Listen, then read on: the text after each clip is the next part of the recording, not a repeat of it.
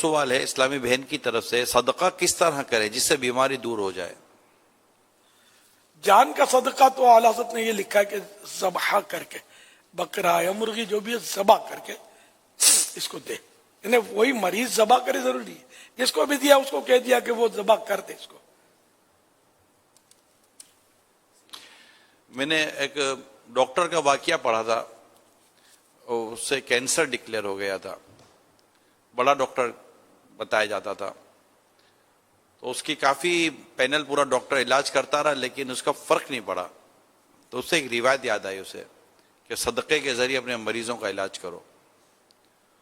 تو اس نے ایک غریب گھرانہ کا انتخاب کیا اور کسی کے ذریعے اس کی مدد اس نے کرنی شروع کر دی۔ تھوڑے عرصے کے بعد جب اس کی رپورٹ دوبارہ کروائی گئی تو رپورٹ کلیئر آئی۔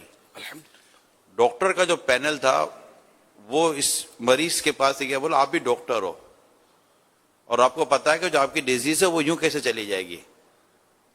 تو ہم نے تو رپورٹ کی، رپورٹ کو پھر ری چیک کیا لیکن یہ رپورٹ کلیئر آئی ہے، آپ بھی میڈیکل سمجھتے ہیں، وجہ کیا ہے، آپ کو کیا لگتا ہے؟ تو اس نے یہی کہا، بولا آپ سب اپنا کام کر رہے تھے، میں نے اس روایت پر عمل کیا اور میرا حسن ظن ہے کہ اس حدیث پر عمل کرنے کی برکت سے اللہ تعالیٰ نے مجھے شفا عطا فرمائی ہے۔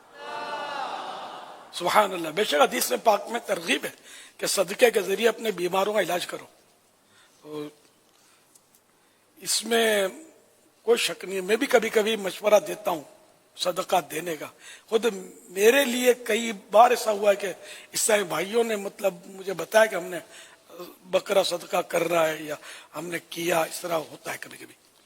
یہ جو